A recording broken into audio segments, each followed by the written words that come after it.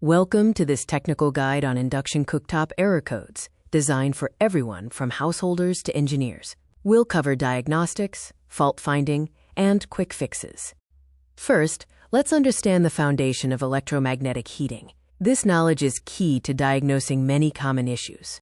Induction cooktops heat cookware directly using high-frequency magnetic fields. Errors like no heat relate to the principles of eddy currents and hysteresis.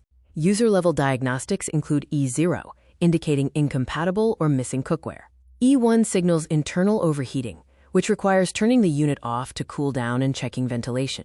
Errors E2 and E3 relate to voltage fluctuations. E2 means low voltage, and E3 means high voltage. Electricians should check house wiring and supply stability, as these can damage internal components. E4, E5, and E6 are sensor faults, signifying a failure in the NTC sensors. E4 is a surface sensor open circuit, E5 is an IGBT sensor short circuit, and E6 is an abnormal reading.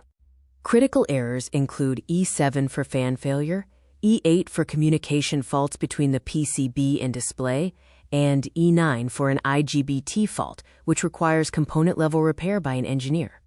Now, let's take an engineer's deep dive into component-level diagnosis and repair for more complex issues.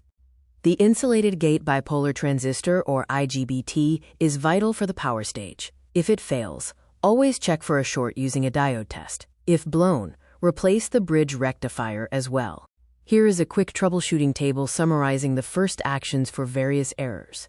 For E0, a householder should change the pan, while a technician checks the coil sensor. Finally, regular maintenance is essential. Keep vents clean to prevent overheating errors like E1/E7. Use a voltage stabilizer for E2/E3 issues and ensure a clean surface for pan detection.